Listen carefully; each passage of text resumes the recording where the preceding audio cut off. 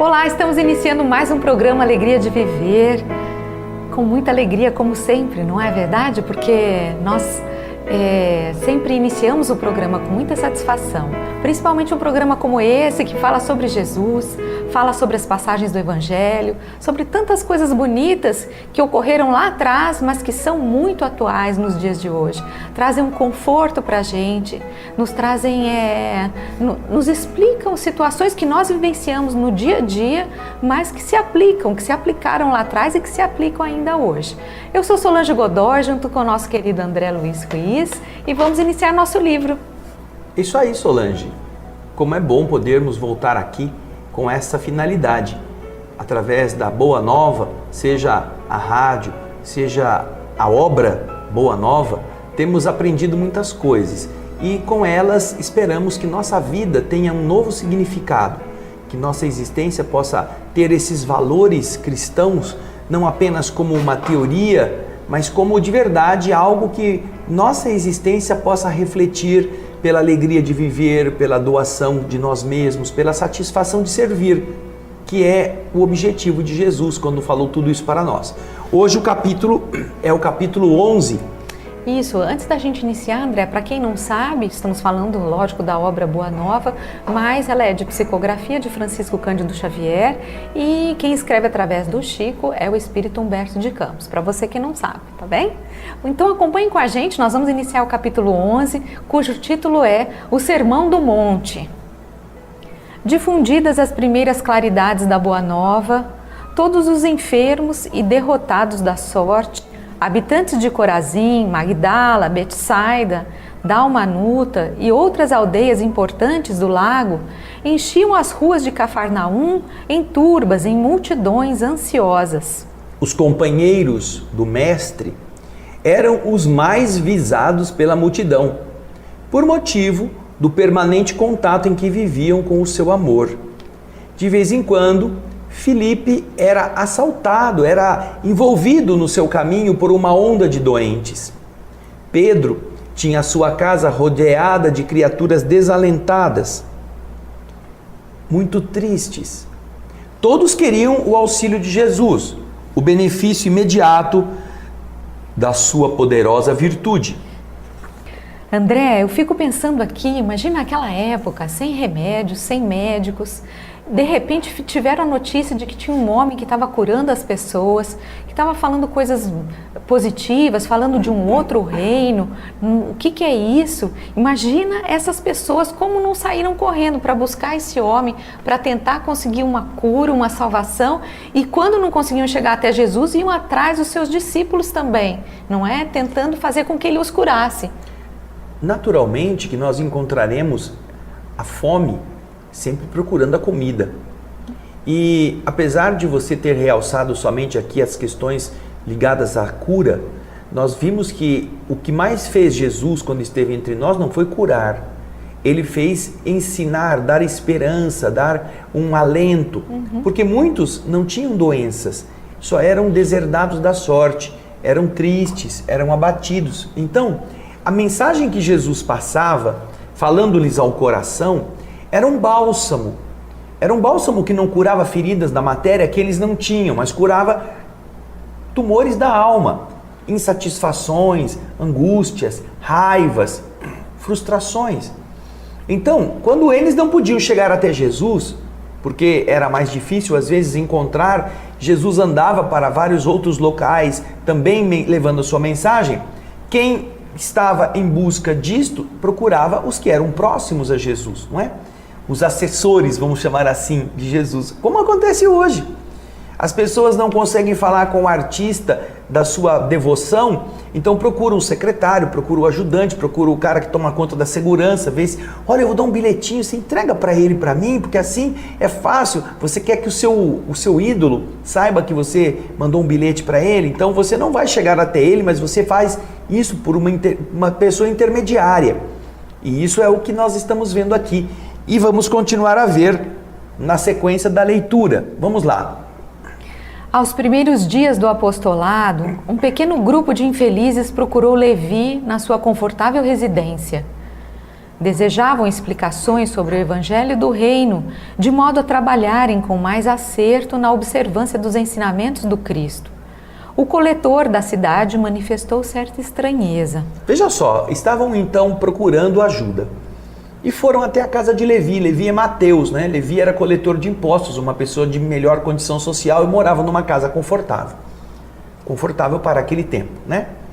E então essas pessoas chegaram lá querendo saber mais do Evangelho, querendo entender melhor as passagens que Jesus tinha contado, as orientações, porque eles também queriam melhorar, queriam se colocar à disposição com uma maneira diferente de agir, de se posicionar. Porém, este coletor, como disse o texto, manifestou uma certa estranheza. E o que ele disse? Vamos ver aqui. Ele pensou, afinal, disse Levi aos infortunados que o procuravam: o novo reino, esse que Jesus prega, vai reunir todos os corações sinceros e de boa vontade que desejem se irmanar como filhos de Deus. Mas o que vocês poderiam fazer na situação em que se encontram? Vocês. E dirigindo-se a 3 dos que estavam ali, que ele conhecia, falou, dando exemplos. O que você poderá realizar, Lisandro? Aleijado como você é. E você, Áquila? Você não foi abandonado pela própria família diante de sérias acusações que fizeram a você? E você então, Pafos? Por acaso, você teria condições de edificar alguma coisa com as suas condições atuais, as atuais aflições que você está vivendo? Veja só, não é? O que aconteceu, Solange? Os interpelados olharam-se, cabisbaixos e humilhados. Somente então chegavam a reconhecer as suas penosas deficiências. A palavra rude de Levi os despertara. Tomara-os uma dor, eles foram tomados por uma dor sem limites. Jesus dissera nas suas pregações carinhosas que o seu amor viera buscar todos os que se encontrassem em tristezas e em angústias do coração. Quando o mestre chegou, haviam experimentado a restauração de todas as energias. Quando Jesus começou a falar, eles se sentiram assim tocados por uma esperança, jubilosos, guardavam as suas promessas relativamente ao Pai justo e bom, que amava os filhos mais infelizes, renovando nos corações aquelas esperanças mais puras. Eles eram homens e mulheres que estavam exaustos, mas a lição de Jesus lhes havia trazido novo consolo às almas desamparadas de qualquer conforto material. Queriam ser de Deus, vibrar com a exaltação das promessas do Cristo. Porém, a palavra de Levi novamente os atirara à condição desditosa. Eles foram derrubados da esperança em que Jesus os havia colocado. Levi tinha falado das suas limitações, tinha falado dos seus defeitos, tinha falado dos seus problemas, das suas aflições. Como vocês podem, vocês, achar que vocês vão ser capazes de ajudar de alguma forma? Vocês não conseguem nem se ajudar. Como podem fazer alguma coisa pelo reino? E quando eles ouviram isso, da palavra de Levi, eles ficaram tristes, eles voltaram a ser os desditosos de outrora. Vamos continuar a leitura do texto para entender o que vai acontecer. O grupo de pobres infortunados retirou-se em desalento. No entanto, o mestre pregaria no monte aquela tarde e, quem sabe, ministraria os ensinamentos de que necessitavam. Levi não foi capaz de lhes dar uma notícia diferente, mas Jesus ia falar naquela tarde no monte. E quem sabe Jesus, ao falar, poderia retemperá-los novamente, não é? Dar uma têmpera, dar-lhe de novo a confiança. Então, depois que passou isto, o que acontece? Decorridos alguns instantes, Jesus, em companhia de André, deu entrada em casa de Levi, onde se puseram os 3 em animada palestra. O coletor, a certa altura da conversação, a sorrir ingenuamente, relatou a ocorrência, terminando alegremente a sua exposição com estas palavras: Que conseguiria o evangelho do reino com esses aleijados e mendigos? Mas de súbito ele se lembrou dos outros que estavam com os aleijados e mendigos, que eram criaturas pobres e humildes, como aliás os próprios apóstolos de Jesus. E então ele acrescentou: é justo que nós esperemos alguma coisa dos pescadores de Cafarnaum. São homens fortes, desassombrados, e o bom trabalho lhes cabe. Não vejo, porém, como aceitar a contribuição desses desafortunados e vencidos que nos procuram. Jesus fixou o olhar no discípulo com profundo carinho e falou com bondade, batendo-lhe levemente no ombro. E então ele disse a Levi: Porém, Levi, precisamos amar e aceitar a preciosa colaboração dos vencidos do mundo. Se o Evangelho é a boa nova, a boa notícia, como não há de ser a mensagem divina para eles, tristes e deserdados na imensa família humana? Os vencedores da terra não necessitam de boas notícias. Nas derrotas da sorte, as criaturas ouvem mais alto a voz de Deus. Buscando os oprimidos, os aflitos e os caluniados, nós os sentimos tão unidos ao céu nas suas esperanças, que reconhecemos, na coragem tranquila que eles revelam, um sublime reflexo da presença do nosso Pai em seus espíritos. Você já observou algum vencedor do mundo com mais alta preocupação do que a de defender o fruto de sua vitória material? Olha que pergunta de Jesus, não? Por acaso algum dos vencedores do mundo você já viu se preocupando com outra coisa que não a de defender o seu patrimônio? Quantas vezes as pessoas lutam para ganhar bens materiais honestamente, depois que os conquistam, estes indivíduos passam a ser verdadeiros carrapatos de escrituras, verdadeiros defensores de seu território, porque eles não querem perder, eles não querem ver aquilo que eles conquistaram com tanto suor esvair-se. Fale para eles fazer a caridade, fala para eles dividirem um pouco do que eles têm. Não, nós temos que ser prudentes, não foi fácil o que eu ganhei, foi difícil. Por isso que algumas pessoas que fazem campanha na rua pedindo comida, a chamada campanha do quilo, que era muito tradicional nas cidades, sempre costumava dizer que eles conseguiam, deixando um pacotinho para retirar na semana seguinte o que eles pudessem doar de comida, eles conseguiam mais ajuda nos bairros pobres, nos bairros simples, do que nos bairros ricos. Passavam uma semana depois nos bairros de pessoas bem de vida e esquecemos o papel, não tem nada aqui não, ninguém dava a mínima importância para dar meio quilo de arroz. Mas nos bairros pobres, onde aqueles moradores sabiam o que significava a dificuldade, eles eram solidários, eles eram interessados, eles compreendiam como era difícil ter dificuldade alimentar, não ter como dar de comer aos seus filhos. Então, Levi está ouvindo Jesus falando sobre quem são aqueles destinatários mais acessíveis à mensagem do Evangelho, a boa notícia. A boa notícia para o milionário nunca vai ser a de que ele tem que dividir o que ele tem, não é? Nunca vai ser que para ele chegar num lugar melhor, no plano espiritual, ele precisa compartilhar. Ele nunca vai gostar dessa notícia. A boa notícia dele é que ele teve lucro, que ele vai conseguir mais, que ele vai poder comprar o terreno do lado. Essa é a boa notícia daquele preso à matéria. Não é aquela que ele... Você tem um reino no céu, o que está na terra não é nada seu, você vai ter que devolver. Os ricos não gostam de ouvir isso. Por isso que os ricos, a maior parte, combate a noção daquele Jesus desprendido.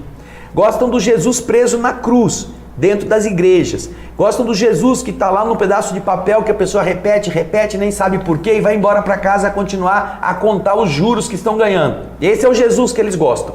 A maior parte das pessoas tem uma postura de uma indiferença ao Jesus simples, ao Jesus verdadeiro. Querem o Jesus da cerimônia, querem o Jesus da cruz de ouro pendurada no pescoço, querem o Jesus das liturgias cerimoniosas, dos rituais. Esse é o Jesus que muitas pessoas estão procurando, e só este.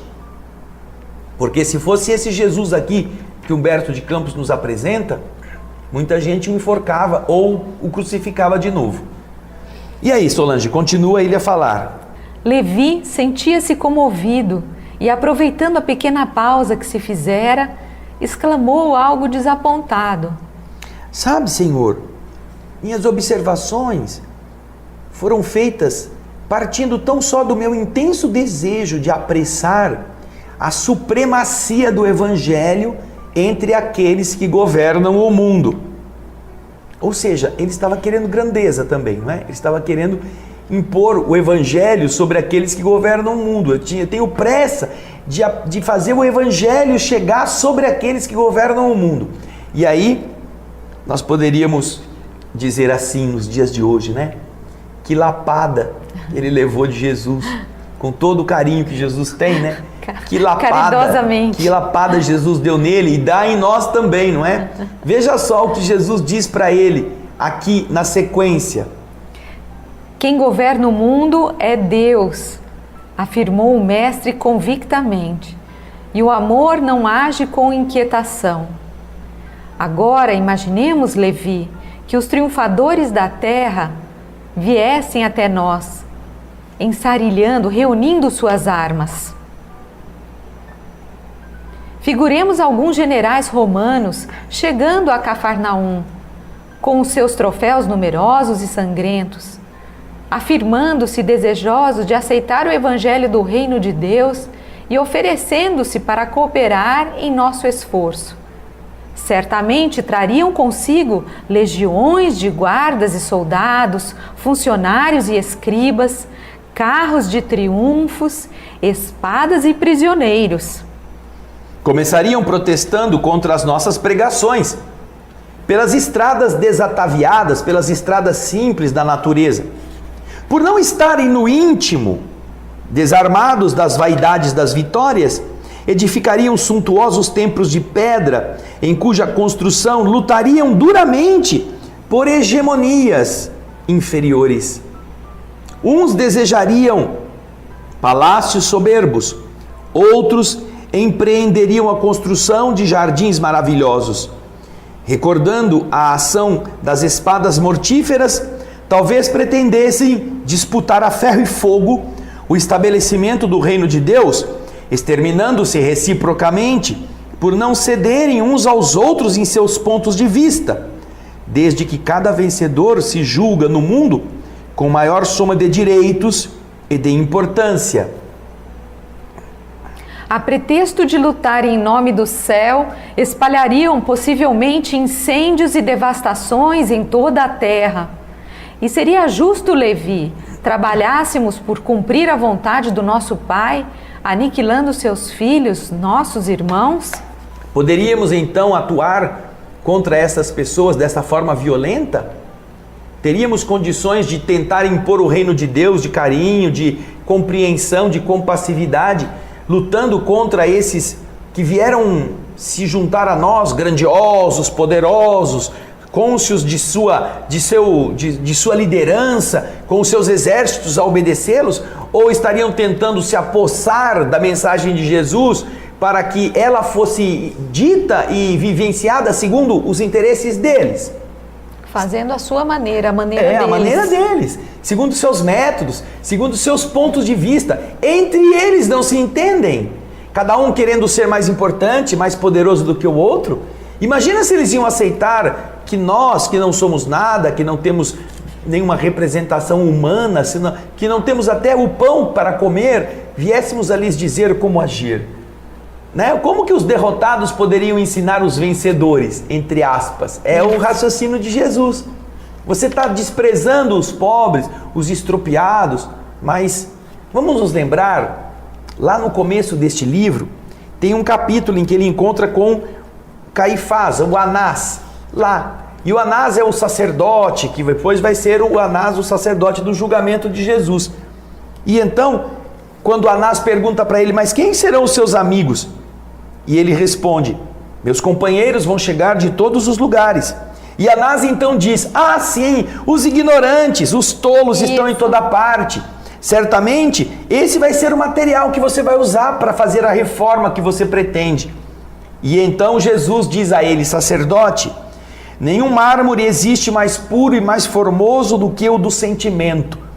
E nenhum cinzel é superior ao da boa vontade sincera. Esse é o mármore, o do sentimento. É o que Jesus está reforçando a Levi. O miserável, o pobre, o excluído, o sofredor. Este é o material, é o sentimento. E ao se sentirem amparados pela esperança, eles serão o mármore da construção divina na terra. É como se um orvalho caísse sobre eles quando eles escutam essas coisas boas. Eles estão preparados, né? Exatamente. Para receber a notícia.